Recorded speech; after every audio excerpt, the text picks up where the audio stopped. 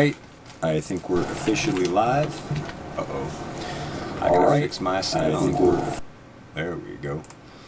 There we go. Hello everyone. Welcome to the Pharmacy Seeds Network live stream. This is our Sunday night All Things Natural Net. Streamed to you live via the Pharmacy Seeds Network YouTube channel. And coordinated, well actually run, the actual radio net is run via amateur radio on the VHF frequencies on our local Overlook Mountain Amateur Radio Club repeater. And you can find out more about our amateur radio club by going to www.omarcclub.org. I can share that link if you want.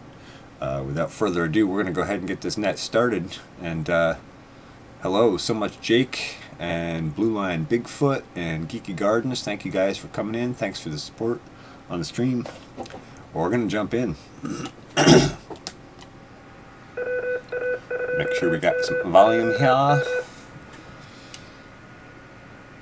Good evening. This is KD2IIN Net Control for the Sunday Night All Things Natural Net.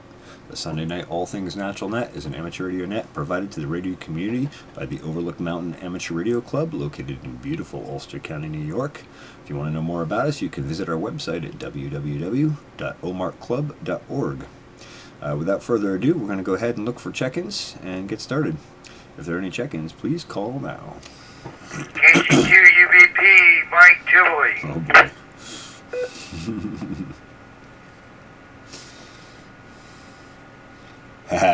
Thanks, Jake. Alright, so far the net recognizes KC2, UVP, Mike, and Tivoli. Are there any further check-ins? This is B2KJU.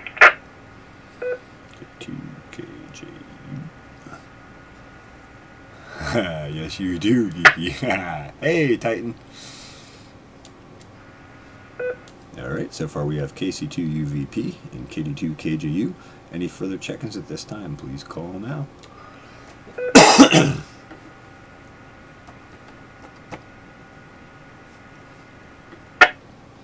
Alright, we're going to go ahead and greet you two guys in, and then we'll come back and take another look. How are you tonight, Mike?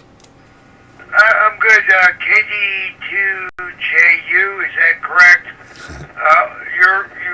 You're cutting out halfway through your KD2KJU. your audio. Is it just me? Is it my station? I've had a problem with this radio. No, I heard everything he said, but I do hear a little bit of noise on your signal, Mike. Sounds like you might be still having some sort of issue there. Think that's antenna, or is it a power problem? I don't know. I've been kind of busy around, kind of busy. All right, back to net. Well, it sounds a little bit more like a power problem than an antenna problem, because I hear some sort of a noise on there that sounds like it might be something to do with power regulation or something like that. So maybe have a look at that, and I'll roll down the list here to Jed, and we'll check him in and greet him. So we're going to roll on down to KD2 KJU. How are you tonight, Jed?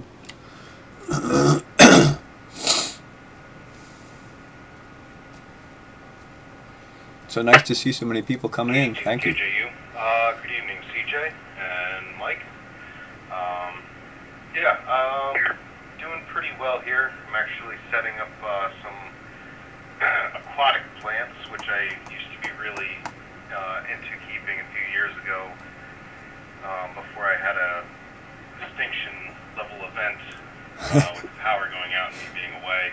Extinction and level having event. someone that had no idea how to care for them, taking care of them. So, I have all these fish tanks sitting around, so I figured, sounds like a good time to set everything back up. So, so now I got stuff growing inside and outside. It's always a good time.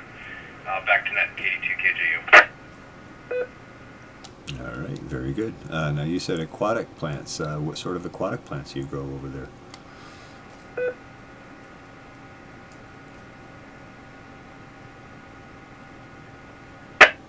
Right now I just have Like some pretty sardines. normal things. rockbit, duckweed. I think there's Amazon sword in there. It's really interesting stuff. Sublosser. Yeah, me too, Geeky. I think I'm pronouncing it right. I've only read it. I've never actually heard anyone pronounce it. But it's pretty much like a seaweed. But yeah, it just kind of grows in a giant ball and has no root system or anything like that. And it's just kind of, I mean, to most people it looks like a weed, but to me it just kind of fascinates me the way it grows. Yeah, there's a couple other ones in there, but especially during winter, I realized I really missed having them around because it just provides a lot of nice bright green. That green when in the there winter. is none outside, especially up here. KD2 KJU. Interesting. I can't say I'm familiar with. Most of those I've heard of a few of them, but no familiarity, and I've never grown them. So I'll be interested to come back to that at some point. But let's just pause here for a second and see if there's any further check-ins. This is KD2 and Net Control for the Sunday night All Things Natural Net. If there are any further check-ins, please call now. Jack and the Pulpits are cool. Jack and Sneaky. Jake. KD2 MQE, Dave Newell. KD2 MQE.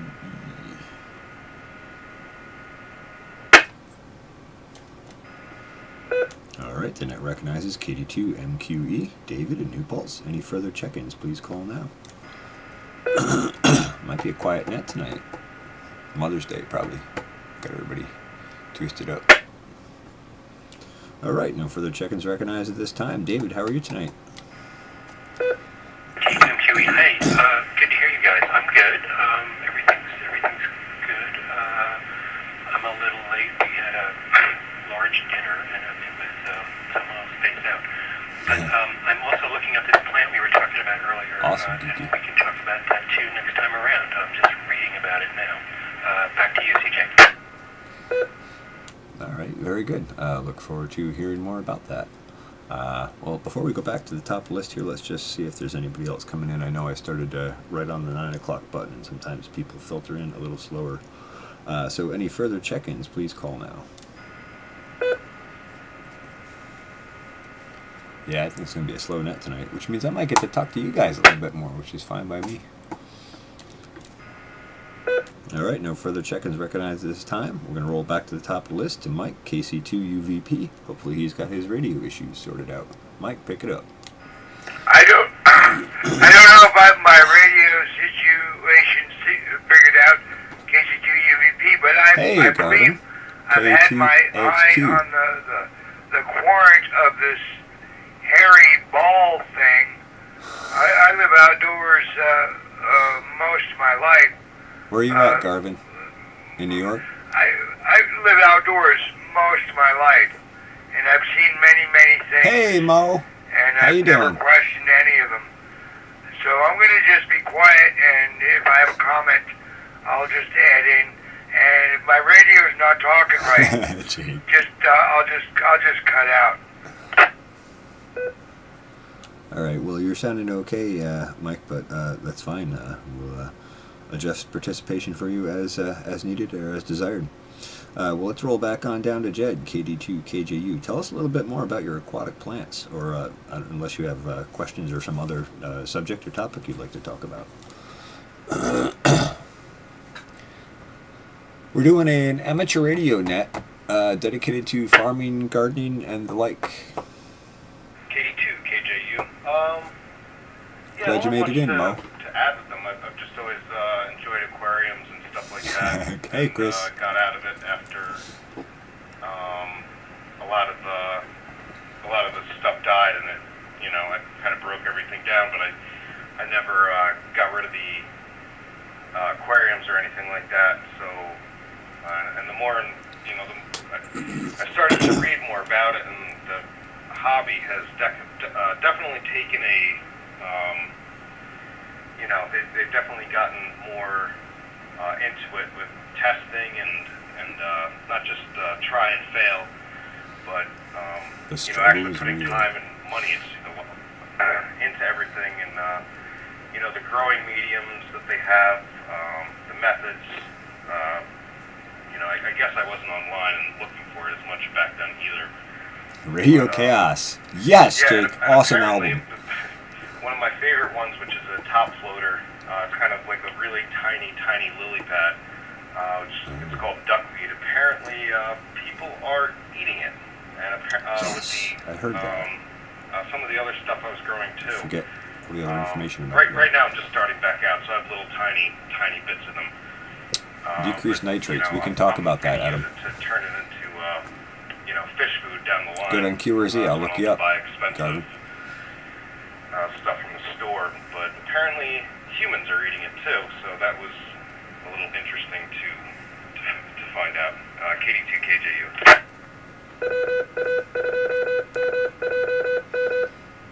This is KD2 and Net Control for the Sunday Night All Things Natural Net. Well, that's very interesting, Jed. And yeah, I've heard of duckweed and I've heard of people eating it, and I don't know much about it. I do have a comment here on the YouTube live stream from Mo Homesteading. She said she likes it. It's different, and she says, "Let me tell Pondam." I'm not sure. I'm not sure what that means, but that's interesting. Now. What sort of mediums do you grow? And I'd be curious to hear more about those lilies, because I know the family farm that we had up in the Catskills, we used to have lilies growing up there, and I never found much interest in them as a kid, but as I got older, I remember going back and looking into lilies, and they're a whole interesting set of plants to grow and learn about. So maybe you could tell us a little more about that.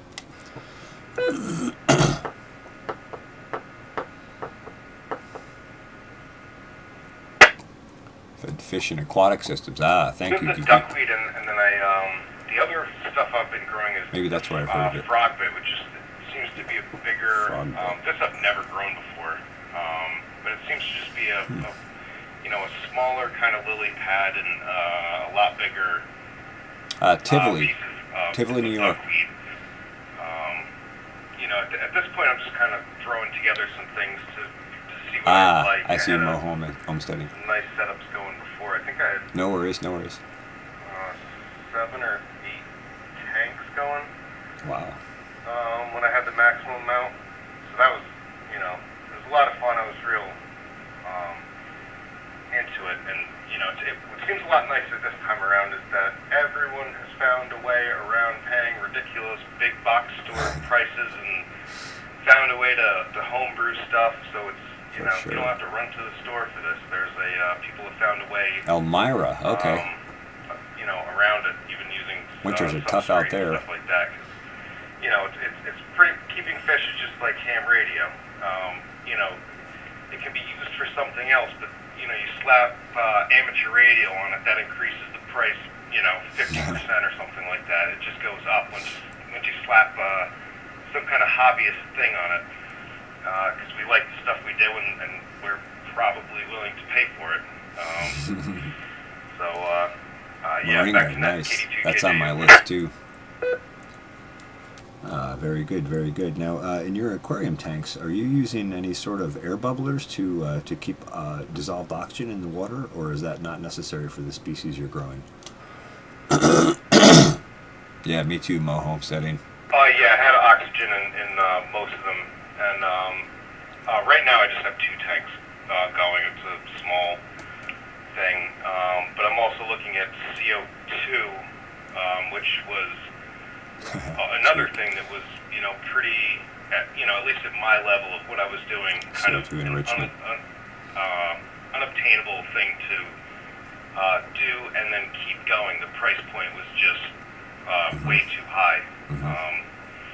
But now it's, with stuff like eBay, not eBay, but Amazon and everything flooding in from the Chinese market and stuff like that, that has gone down. And once you introduce I saw that in your water, that's really video, what makes stuff just your tank explode.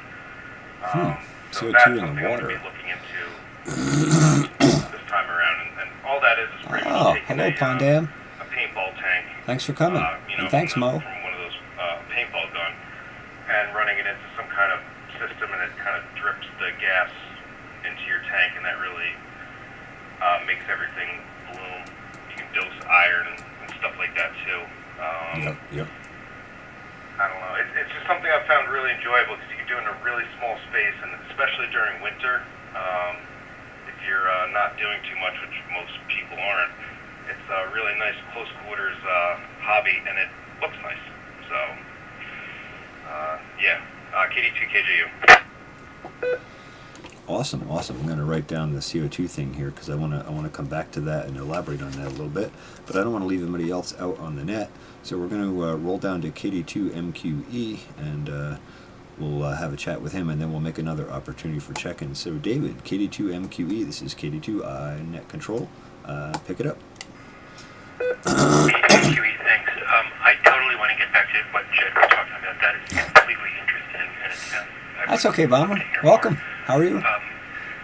Just quickly, I'm just reading out of Wikipedia, so you can all do this at home if you want to, but we were talking earlier about something you can stir into your gin and tonic, and so that is Lima, Oscar, Victor, Alpha, Golf, Echo, Lavage, and it turns out it's, I guess this makes sense, it's in the umbellifers family, so it reminds people of celery, but apparently that family includes carrots and parsley too, so I don't know how to describe it. It's a weird thing. We were thinking a couple hours ago that it reminded people of mint because that's what they put in their gin, but this isn't mint at all. It's more like celery, so totally cool.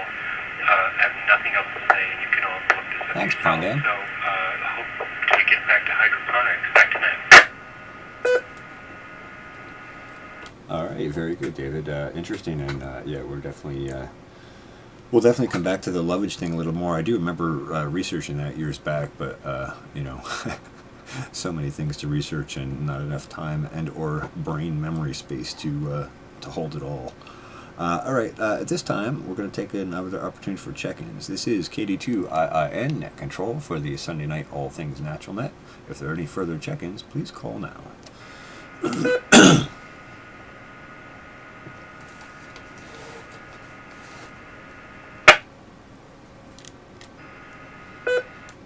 Looks like it's a quiet night with the Mother's Day thing. Everybody is probably in a food coma at this point. So let's roll back up and give Mike an opportunity here. KC2UVP. KC2UVP. What I'm Wow, getting to realize about getting back on the waves, may the waves come up to caress your ears and a strong signal behind my back. Rex on but all day. Okay. What I'm hearing out here is people grounded in gravity and realizing that the gravity doesn't just suck. It's your Mother Earth that feeds us.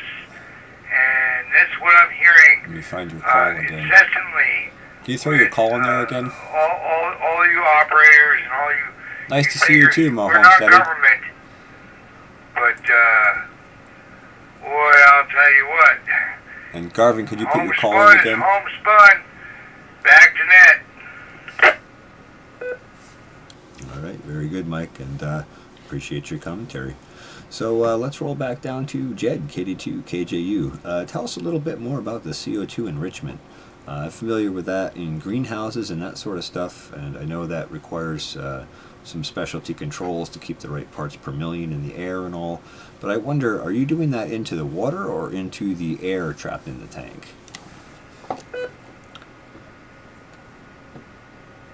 KA2AXQ.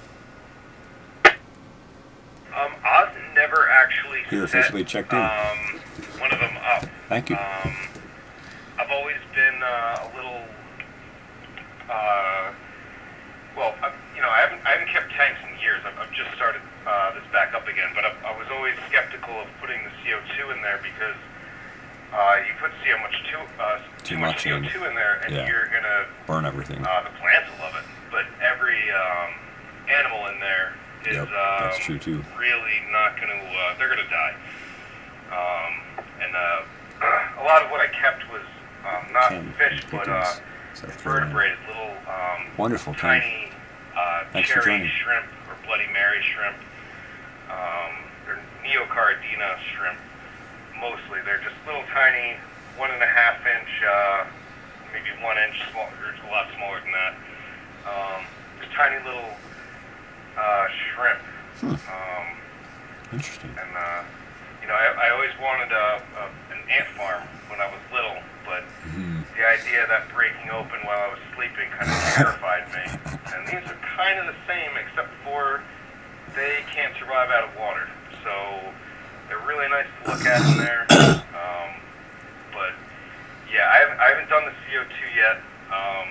I've been pricing everything out, and it's a lot cheaper than it was.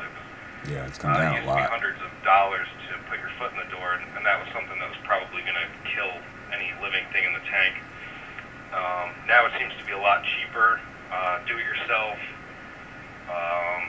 and one of those paintball tanks will last a smaller tank 6 months, something like that. So it's not going to be too expensive, and it 6 months. Makes the plants grow. So It's a small space, I guess. I'm definitely going to try it out in at least 1 or 2 of the tanks.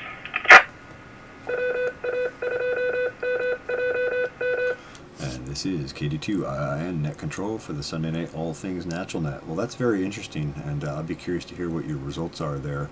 And it definitely, you can burn plants if your CO2 levels go too high, and certainly if you have aquatic life in there or animal life of any sort, you wouldn't want to overdo it on them either.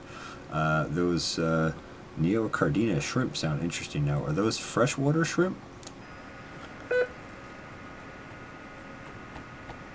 Yeah, I've only done, I haven't really messed around with any saltwater or brackish water animals yet. No worries, pond dams. Although a lot of the freshwater or saltwater shrimp and they're freshwater, okay. A lot of the things you can get from the ocean are just so much more colorful, and Nemo, for example. And they thanks, also have Palmer. a lot of interesting invertebrates that you can have for saltwater. But yeah, everything I've ever run has been freshwater.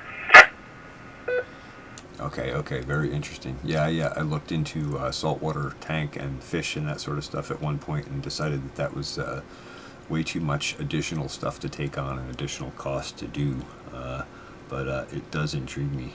Interesting. On the freshwater shrimp, I wasn't really familiar or aware of those, so that's curious. I'll be looking forward to hearing more about that.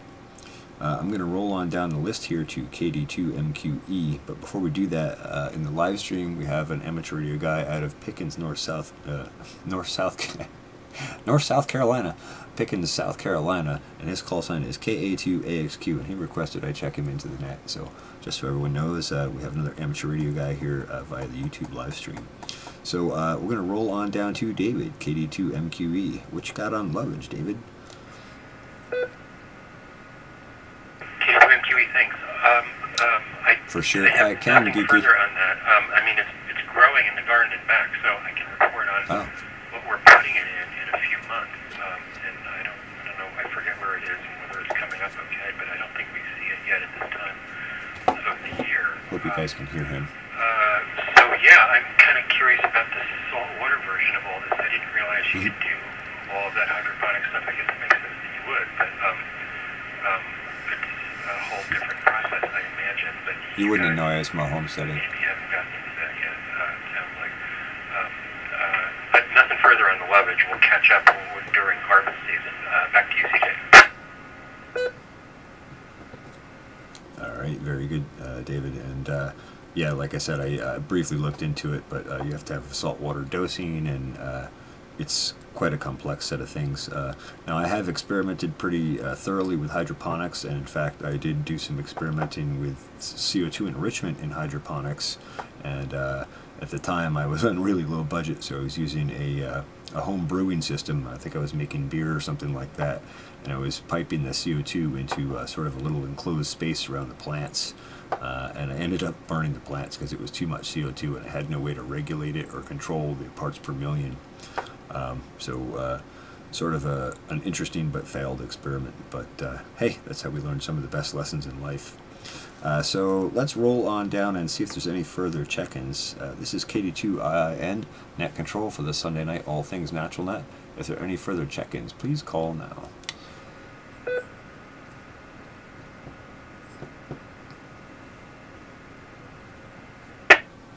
Alright, looks like a quiet night on the 805. We'll roll back up to KC2 UVP.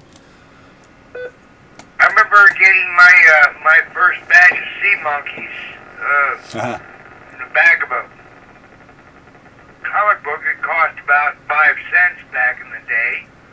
That's right, I'm dating myself because nobody else will date me. And I remember getting my sea monkeys, and I'm just going to leave it. Brian is Brian, and life is life, and life is tenacious, and nature abhors a vacuum, and if there's a space, we're going to fill it. We are the hams. KC2, UVP, back to net. Alright, very good, Mike. Yeah, I never had the sea monkeys, but I remember kids telling me about them back when I was in high school or junior high school, and I was interested in it, but I never got around to it because I was too busy playing with amateur radio, and that was my real passion at the time. So, well, there it is. Alright, let's roll on back down to Jed, KD2, KJU.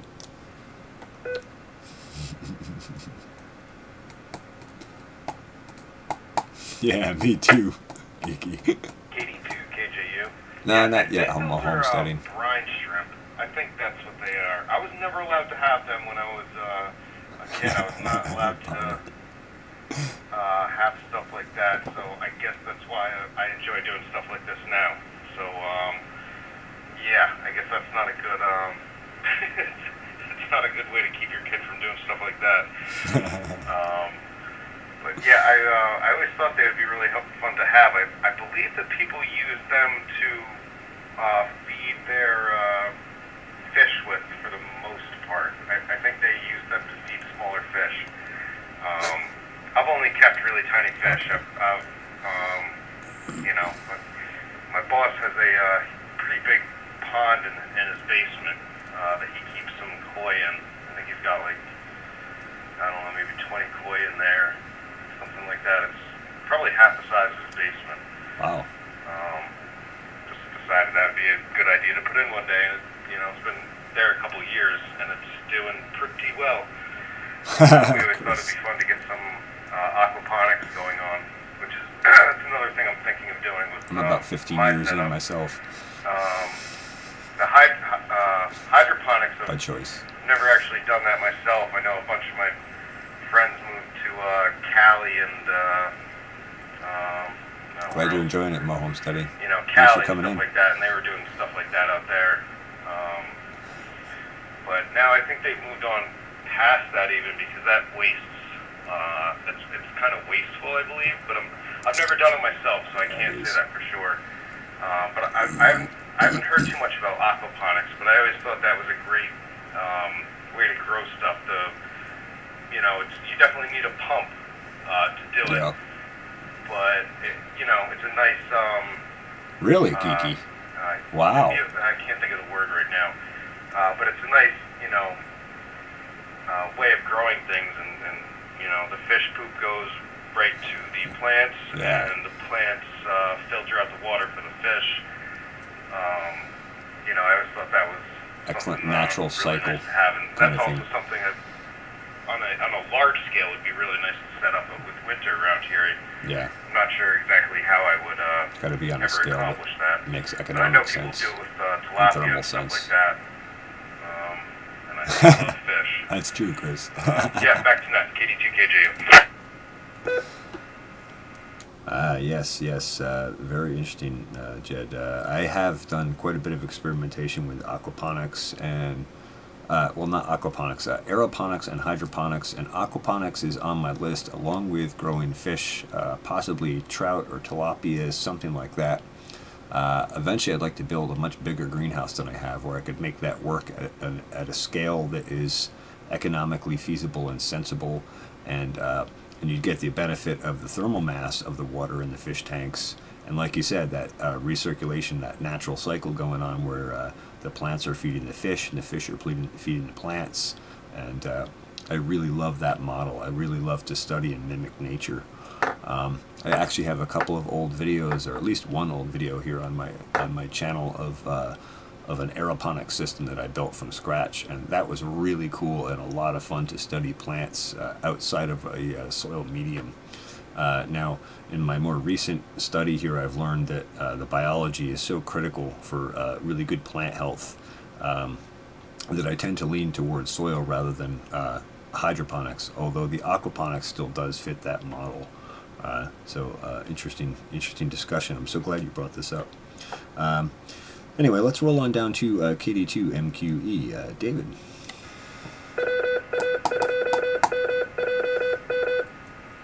Sea monkey, such a scam. MQE, thanks. This is totally fascinating, and I don't have a lot to add other than, I remember the sea monkeys too, and I never got them It happens, myself Palmer. either. Always wondered what they really were because the illustrations in the comic book did not look like a shrimp. And that's literally all I have at this point. But now I'm totally looking at the aquaponics stuff. That's way cool, and would love to hear more about it. And so back around to you. All right, very good. Yeah, the aquaponics basically is you put plants in soil. Usually you have a gravel bed underneath that, and you use fish tanks and a circulation pump, and you grow your plants in the soil and you circulate the water through that, and it's basically hydroponics where the plants filter the fish poop and urine and excrement basically, and they use that to grow. And then you can grow some stuff that you can feed the fish with. There is some sort of food input you have to do to keep the fish fed enough, but it's a great way to clean the water and keep a natural cycle going. I cannot remember the YouTube channel that I found one on, but there was one down in Australia that was an excellent model, and the guy was doing composting, and he was using earthworms in conjunction with that, and that was super successful. I think it might have been in Queensland somewhere, but I'm not entirely sure. It's been a good number of years since I researched into the subject. But ultimately someday I would love to do that again. Alright, let's just take a pause here and see if there's any further check-ins. This is KD2IIN, Net Control for the Sunday night All Things Natural Net. If there are any further check-ins, please call now. Bomber.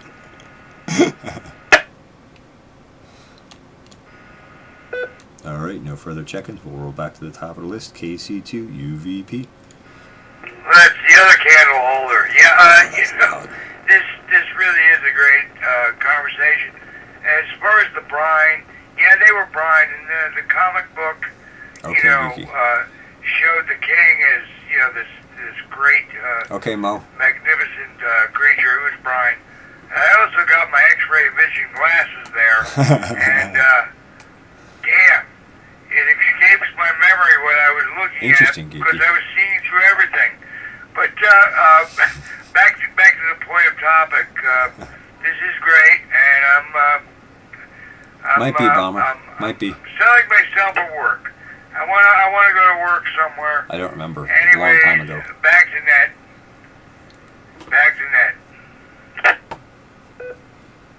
All right. Well, thanks for your comments, Mike. And we'll roll on back down to KD2, KJU. Jed, pick it up.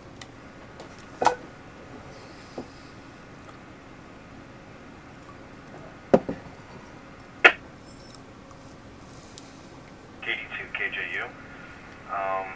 Yeah, that would be really neat if you expanded your greenhouse and did something like that. That's a project I would definitely like to be part of. I have to say, my boss did all that to the put that big pond in there, and mind you, he also there's it's a storage area pretty much. It's a basement with cinder blocks, a pond liner, and a bunch of koi, and there's a pond filter down there. It's pretty much almost the entire length of this basement, and it wasn't heated most of the winter last year. There's so much water volume in there that you wouldn't need to. That it doesn't need to flush it in the ground. Eventually you probably would need a heater, but just the heaters are very low upstairs, and that kept everything pretty decent in there. You could be in there with a t-shirt all year. And he hasn't noticed any damage to the house yet, That's what everyone said. It was, it was going to destroy his house. And he hasn't noticed anything like that yet. So I'm wondering how much, I'm sure there's a way to figure this out, how much water you would have to have in there, to keep the current temperature where you wanted it, and, how much you would actually need. I am not the person to figure that out, but I'm sure that, that there is a way to figure that out, because I thought it was going to freeze and he was going to have major issues. It was, and it just, he hasn't lost one fish in there. He's been adding fish, and it's really, really interesting. So I can't do that here, but I can do stuff on a little scale. But that's, it's nice and easy for me. KD2KJU. Comment. Go ahead, Mike, with your comment. Permafrost originally started at 4 feet below mean surface. So anything below surface and anything out of the wind is not going to be subject to extremes unless there is some hey, Chris, how you doing? I'm studying the hard way, Chris. Some contingent aspiration to the weather. So, out of sight, out of mind. Yeah, that's what I was going to say. Being in ground, if you go, at least 2 feet below ground in New York, that takes you out of the freeze zone. And I actually have, I did. I have to hook them back up, and I actually want to upgrade them. I had in-ground soil sensors, and I've been monitoring soil temperatures in the ground for a number of years now, so that's interesting. Mine only went down to 1 foot, I think. Yeah, I think down to 1 foot. No, actually it might have been 2 foot. Anyway, I had soil sensors in there. But all that aside, being in ground in the basement would make a huge difference. And then all that water, I mean, I don't know how deep it is in the basement or how big the area is, but water has tremendous thermal mass. It's like, it's 8.33 pounds to the gallon, and for every degree Fahrenheit in rise or fall, that gives you 8.33 BTUs. So it's a tremendous amount of energy that can be stored there. And then, like Mike said, it comes down to if you're in the basement, you're then insulated. You don't have wind cooling. You don't have cooling on the sides like you would, above ground in a pool. And frankly, even my I have a 4,400 gallon inflatable type swimming pool that it acts as a secondary reservoir for my ram pump outside, and even in the wintertime that doesn't freeze solid. It gets quite an ice sheet on top and a shell on the sides when it's really cold, but in the middle and in the bottom it's still liquid water, although that would be more trout temperatures than tilapia or something like that. But very interesting. Let's see. Let's roll on down to KD2MQE. KD2MQE, thanks. This is really great. It just got me thinking about geothermal. I think my next door neighbor was thinking about putting in a system like that. Hi, Chris. I hear you. Tired. Do that. Is that viable? What do we think? It's like right in the picture. And nothing further from me. Back to you. I'm sorry, David. Could you repeat your question? KD2MQE, yeah, sorry. These geothermal systems for regulating heat and cool on the in the opposite season and storing energy that way, or or bringing it up from that far down. I can talk about that. Those systems are not clear to me whether that's commercially viable or what's happening with that these days. So just a question, and back to you. Yes, geothermal. So in our area, we don't have close to the surface lava flows. So as far as heat goes, you have to use something called a heat pump, and it basically acts like a refrigerator. But I did do a project when I worked for the surveyor engineer out in Ankrum, New York, and I think they drilled 12 geothermal wells out there. And basically what you're doing is using the in-ground temperature of the water, which I think runs around 55 degrees around here, And so that's obviously better than, like, say 20 degrees outside. And they pump that up and they run it through the heat pump, and they use that as a way to exchange heat. So you would be putting the excess cold back into the wells in the ground, and because there's a huge aquifer underneath you, that gives you sort of a thermal mass effect. And so now you're heating basically from 55 degrees to, say, your 65 or 70 degrees for your comfort temperature. And then, obviously, because it's a heat pump, you can flip the other direction during the summer and use it for cooling. So those are pretty efficient and effective. I think it takes about 40% of the energy yielded out of it to run the actual heat pump itself. But they may be more efficient now. And then those are liquid circulation systems. There's also something called a Peltier junction module. We could get into that as well. But I'm going to put it back to you for further comments or questions or thoughts.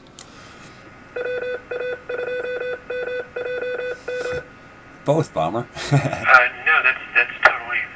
Thank you. Yes, lava flow is my home study. And so, right, we're seeing more heat pumps everywhere around the neighborhood. Not the ones that go down into the ground, but they're around, and we're starting to get familiar with that. Right, and that reminds me. Those of us who don't know that much about it from before. But yeah, thank you. No, that makes sense. Like that, the temperature difference from 55 to whatever winter on the ground is would make a difference. And I imagine somebody has it mapped up where the lava flow actually might be useful. Congrats, Chris, so yeah, from just Homesteading. thinking about it. And that's it. Thanks. Back to you. All right, very good. Yeah, and there are other versions of heat pumps. There are ones you could just mount on the wall, and they're basically doing sort of the same thing like a refrigerator, and they're just using outside air versus inside air. Actually, a close friend of mine had a couple of those put in his apartment, and he says they work pretty well down till I think down to about 20 degrees or so, and then it's just hard to get enough heat energy out of the air that's outside to really take any gains. So lots of options there. They're pretty flexible and they're pretty efficient. So very interesting field of study. And actually, now that there was something else that this brought up in my head. There's a guy in Nebraska that's growing citrus trees in a sort of in-ground greenhouse, and he's not using heat pumps. He's just using fans. But he dug, I think it was a 200-meter long trench in the ground, 8 feet deep. And he pipes, he's got multiple pipes running through that, and using the fans, he pipes the air through the ground and back around to the greenhouse. And so using the thermal mass of the soil, he's able to keep the greenhouse from freezing in the winter and cool it in the summer. And so basically the cooling in the summer is taking the heat from the greenhouse and sequestering it in the ground around those pipes, and then vice versa in the winter. So that's a pretty cool option as well.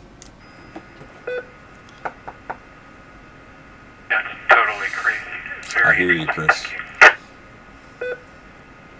Yeah, very cool. He's on YouTube. Nebraska farmer growing citrus probably would bring it up, and maybe I can dig up the link later and share it with you. Anyway, let's just take one more opportunity for check-ins here and see if there's any further check-ins. This is KD2IIN Net Control for the Sunday Night All Things Natural Net. If there are any further check-ins, please call now. Yes, I did, Geeky, but that was a little different. That was over a stove.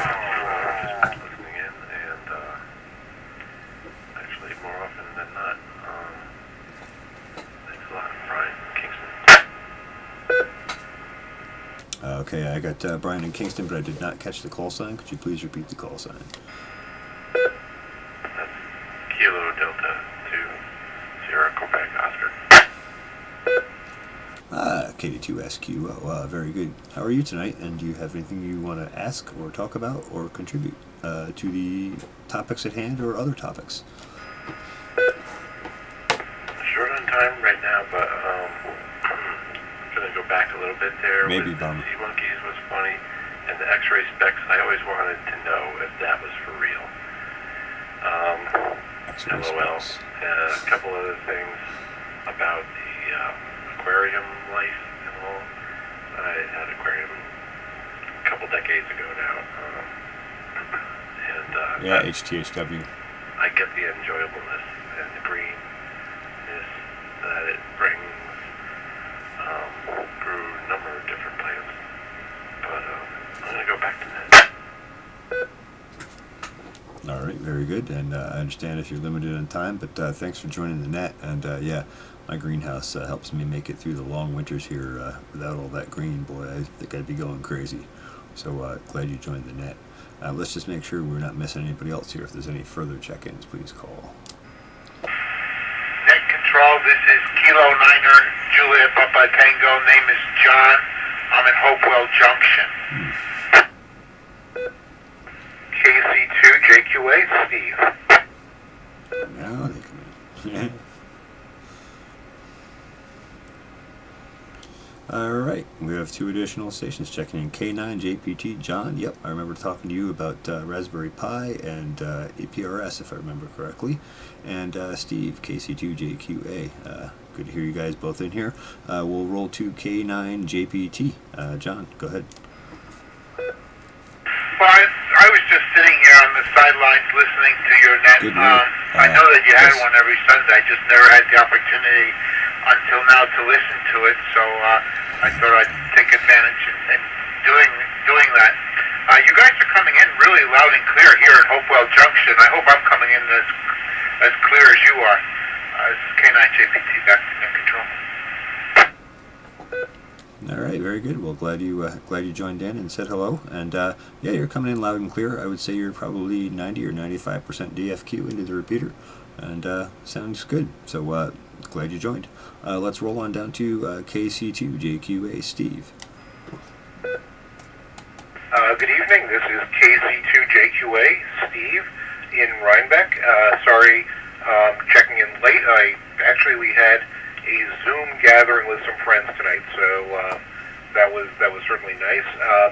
Conversation seems interesting. I missed a good part of it, but I have done a lot of work looking into heating and cooling solutions, and I'm in the process right now of retrofitting an older house which was using oil with air-to-air heat exchangers, heat pump basically, and that will be the only heating and cooling in our house. We're not going to be burning any fuel, and I know other people who have that system, and it is rated to generate heat down to minus 12. It's less efficient when it gets down to those below zero temperatures, which fortunately we don't have a lot of.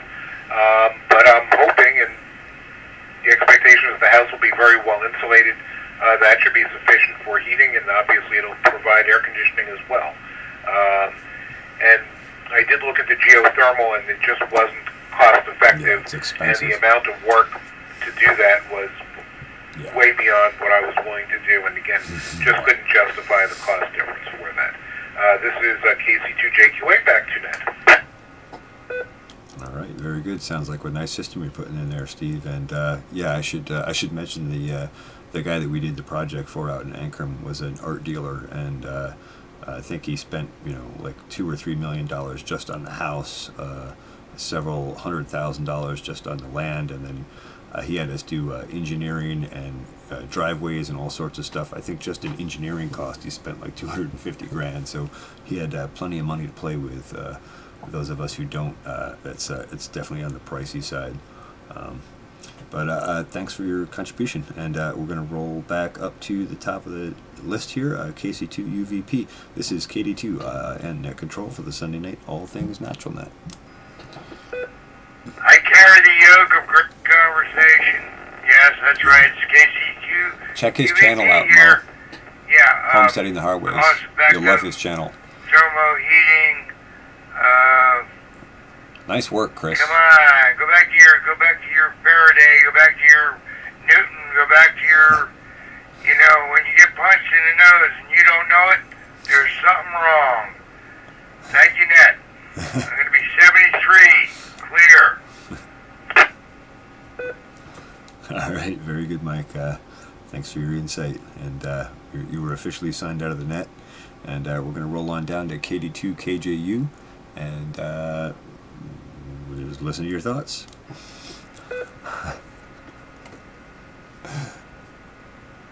Oh, you do know him. Okay. Good.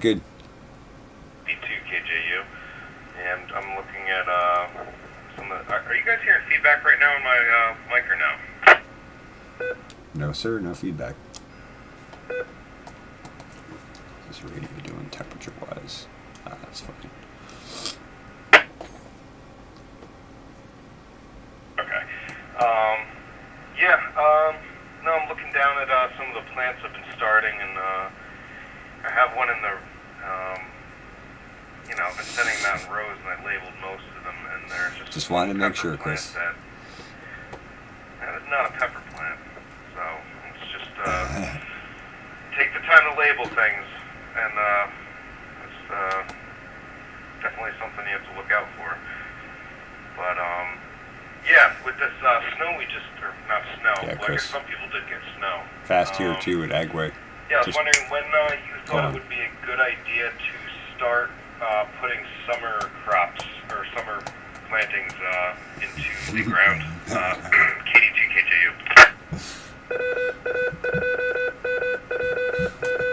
This is KD2 and Net Control for the Sunday Night All Things Natural Net. I'm going to give you the wise guy answer first when the weather warms up, and then I'm going to give you a real answer.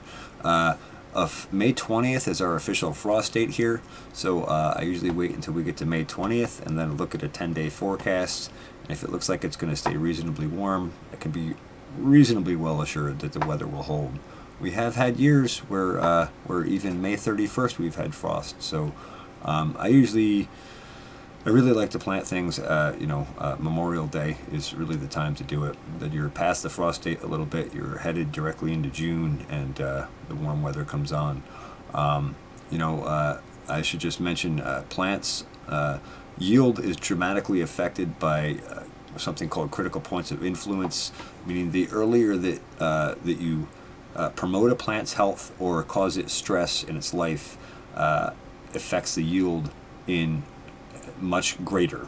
So like corn, for example, you're germinating corn. If the temperature of the soil is too cold, you're dramatically affecting that plant's potential right early on, and that's one of the earliest and most effective critical points of influence. So with that in mind, I would say Memorial Day is probably a good target date for you.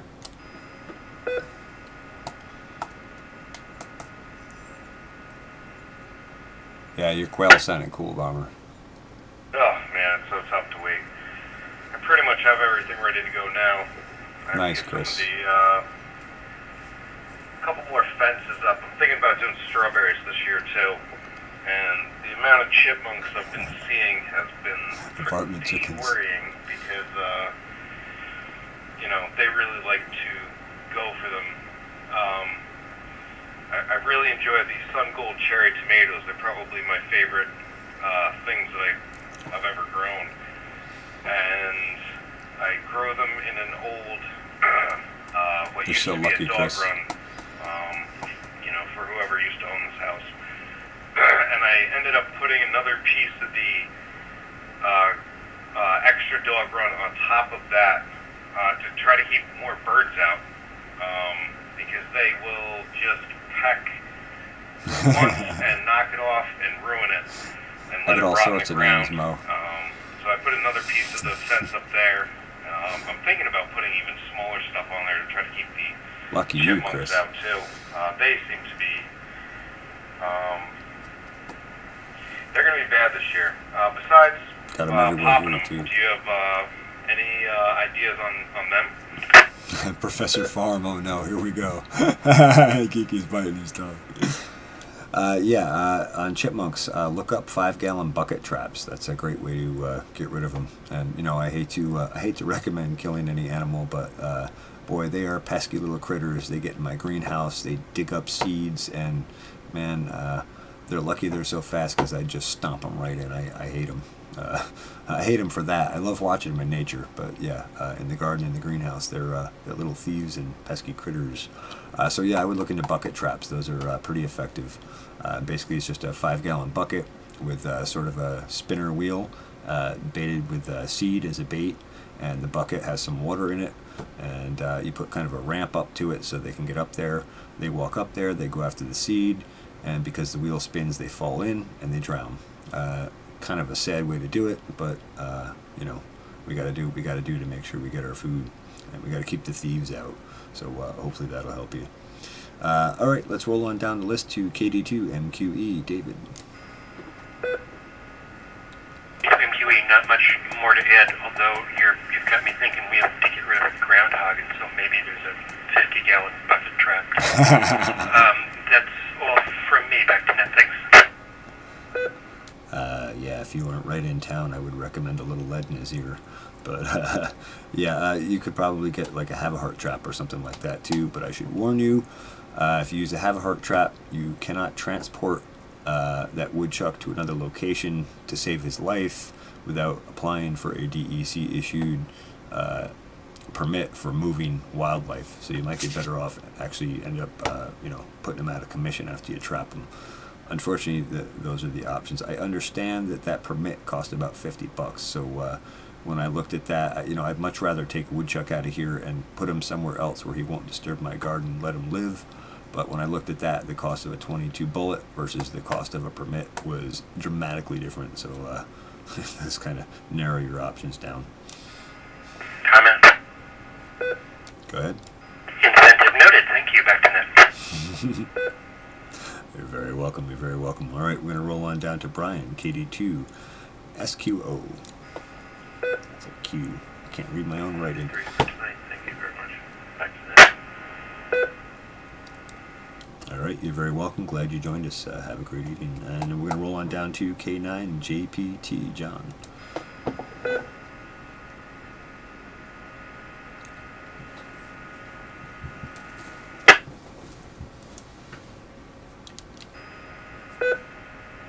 K9 JPT, if you're still there. Yeah, we've had 90-degree days in March before too. All right, K9 JPT not there, and we're gonna roll down to Steve, KC2 JQA.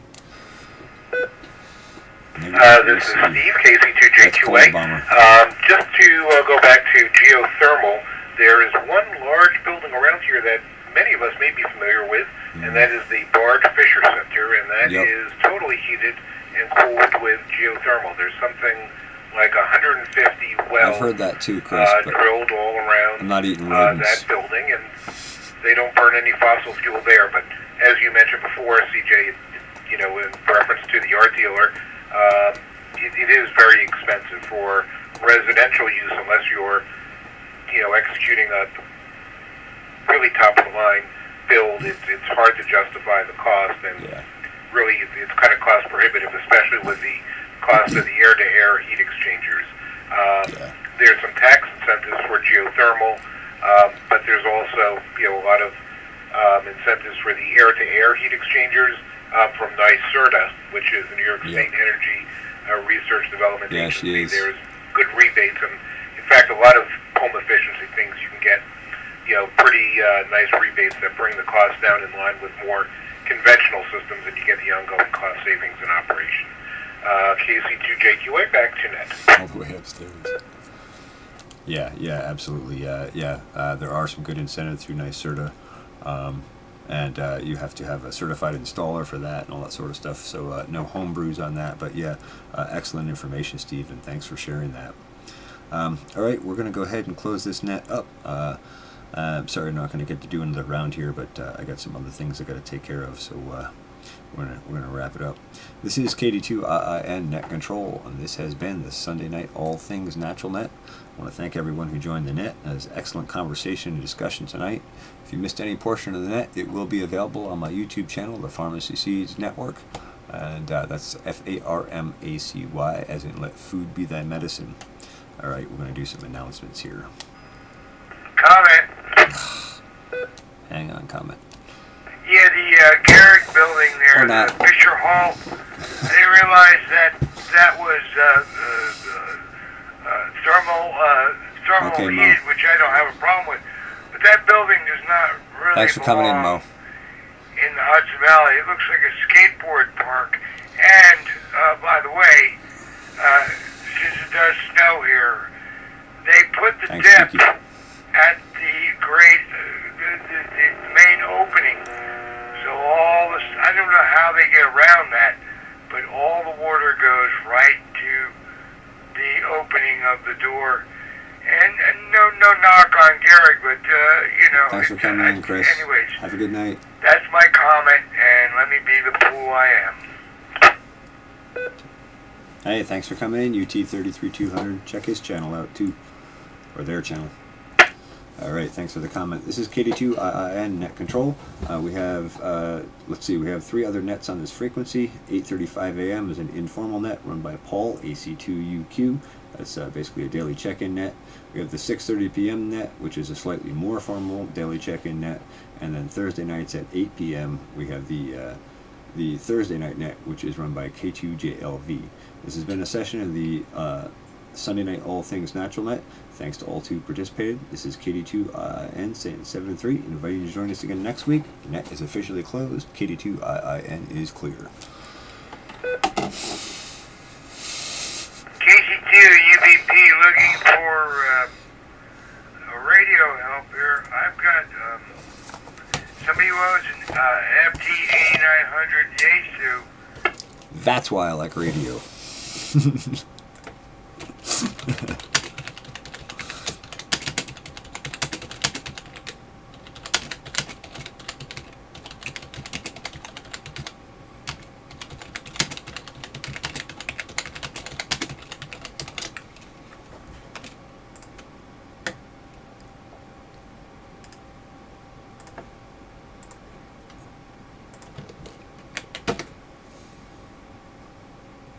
Thank you everyone who joined in. I really appreciate it. I gotta go to the bathroom too, so I'm gonna jump out of here pretty quick. Sorry to end the stream so short, but I gotta do that, and I want to catch the paranormal portal. Thanks everyone who came in. Have a great evening, and we'll see you all next week, hopefully. Thanks for watching the Pharmacy Seeds Network. I gotta find my end stream.